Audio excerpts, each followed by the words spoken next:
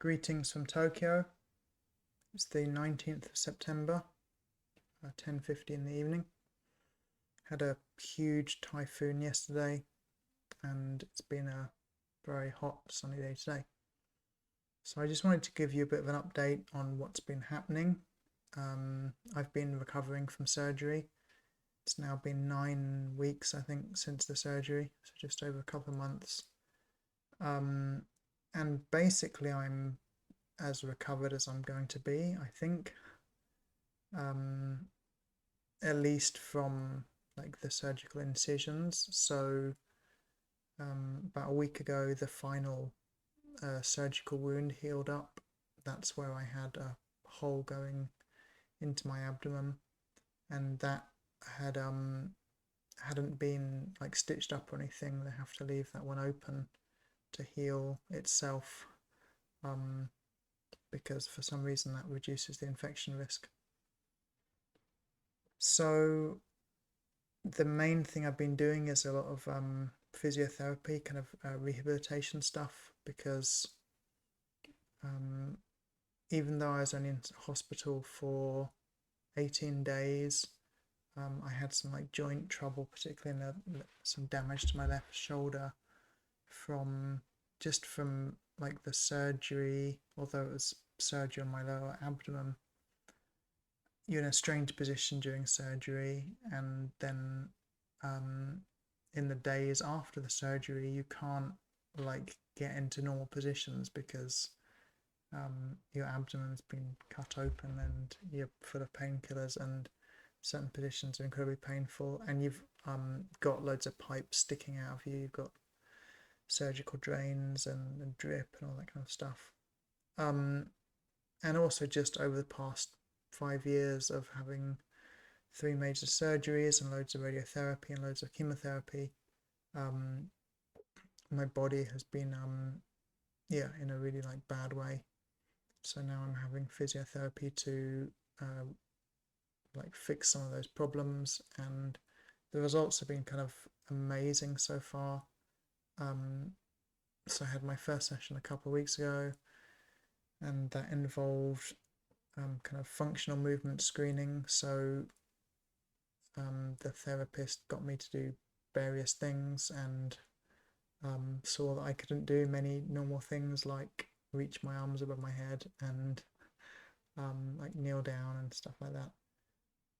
And then the therapist has prescribed a lot of like physiotherapy exercises that I have to do every day at home. And then I went back a few days later and had most of the same checks, and there was really quite considerable improvement, and I've just noticed the improvement a lot at home. So then you're rewarded with more challenging exercises, and it's now pretty tough, but I'm kind of very happy to do it because the results are just quick and impressive. So that's a big thing I've been doing. Obviously I still have terminal cancer. I'm trying to get the funds together now for more immunotherapy, because after surgery your immune system's suppressed a lot. I'm past that bit now, but maybe the cancer kind of grew a lot after the surgery, and also cancer can hijack, or cancer does hijack, the healing process. So it's now like an important time to have immunotherapy. I had a CT scan last week, and it was only 2 days ago, in fact, 3 days ago. My oncologist looked at the scan and he didn't see any kind of visible tumours, but I need to wait another few days to get the radiographer's report, because the radiographer will go through the scan, looking at every slice and looking for anything suspicious, and then I might have follow-up scans or that kind of thing. So I'm kind of quite hopeful about that, really. if that scan is clear, then the next stage would be to have different kinds of testing to see how much cancer is left in my body. And there's a test that's become available in Japan called the N-nose test. That's N for November. In this case, it's N for nematode worm. So it's a cancer test that uses a worm. So a sample's taken from your body, and the worm basically sniffs at the sample, and somehow its activity indicates whether you have cancer left in your body or not. This was developed really as a screening test, so looking for people with cancer, but it's obviously very useful if you've had lots of treatment and have reached a position where I'm amazingly in at the moment, this so-called NED, no evidence of disease, which means your blood tests are not showing signs of cancer and your scans don't show any tumours. So it'd be good to take that test. And then there's another test as well that's just becoming available.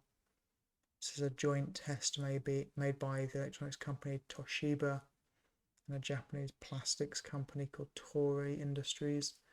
And they've made a test that uses microRNA, and which I think is like a type of non-functioning RNA.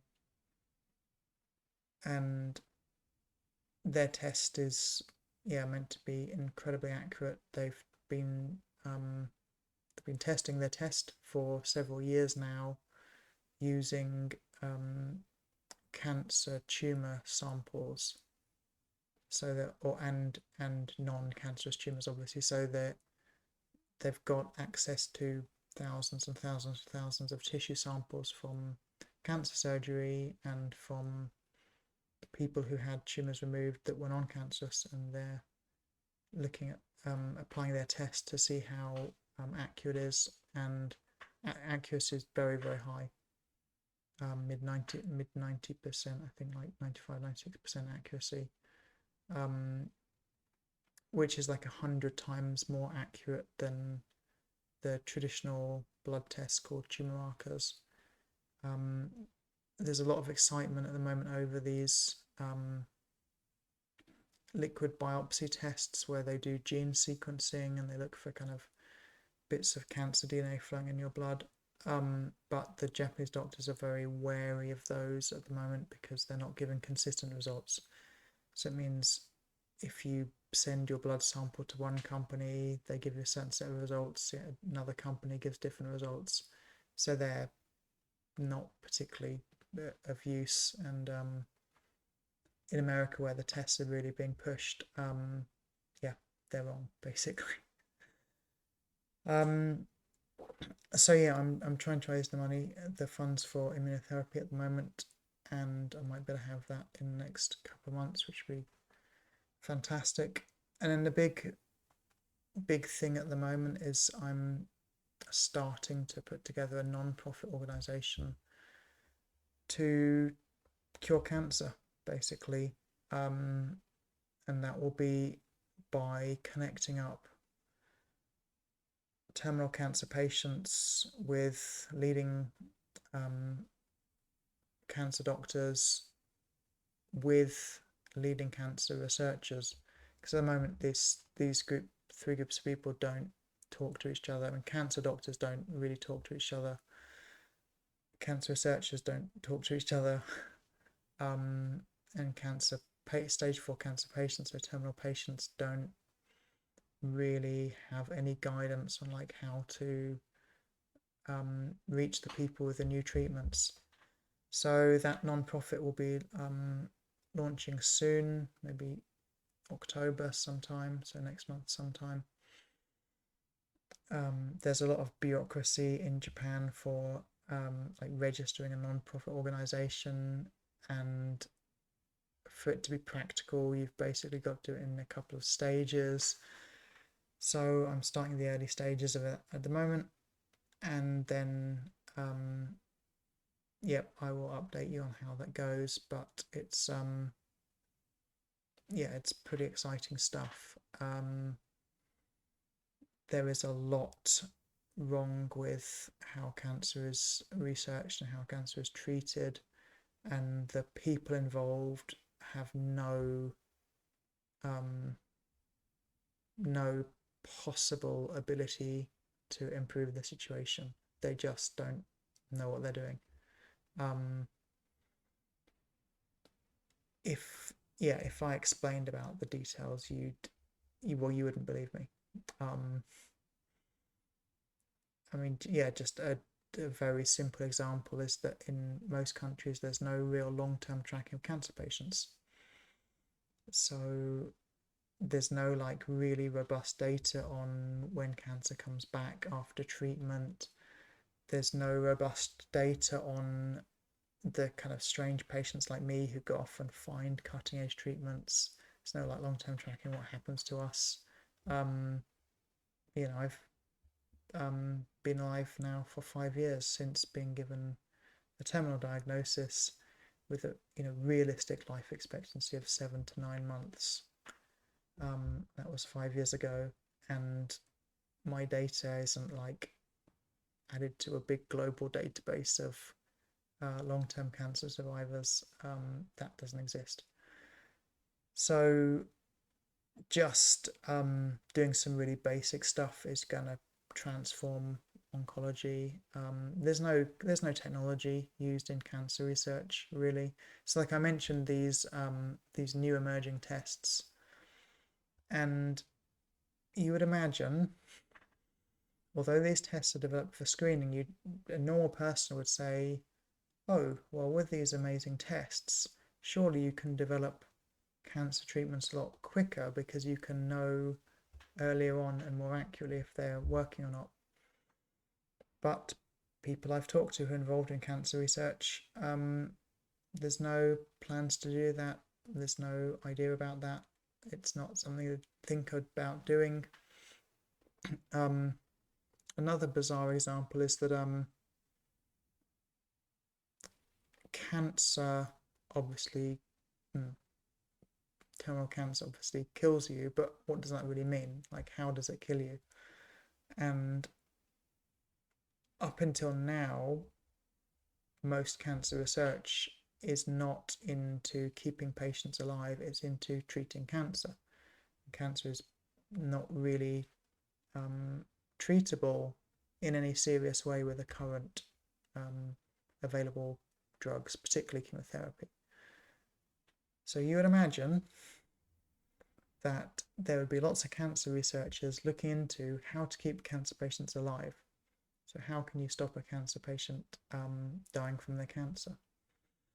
So there's a cancer researcher in Stanford with a little team, and I saw recently he claimed to be the only research team looking into how to stop cancer killing a patient.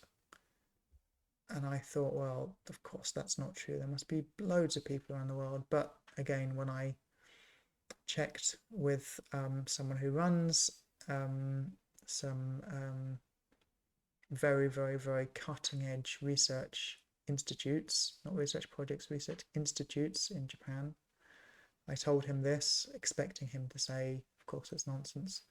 And he said, nope, it's very likely to be true because everyone is just working to make new drugs to treat cancer tumors. There's no real,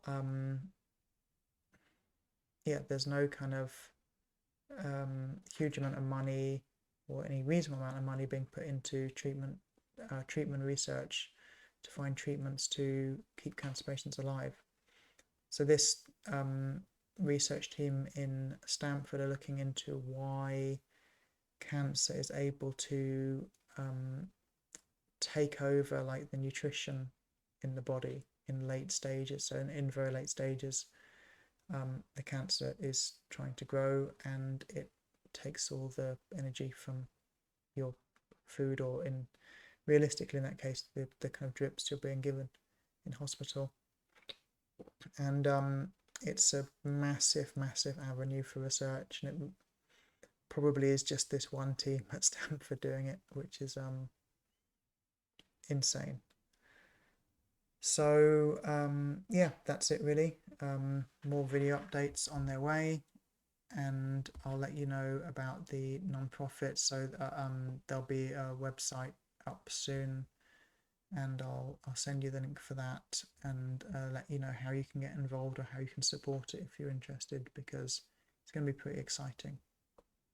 Okay, and talk to you soon. Thanks for your support so much. I really appreciate it, and particularly all the messages and stuff I got in hospital. That really got me through those first few days when I was in a really bad way after the surgery. So I appreciate that very deeply.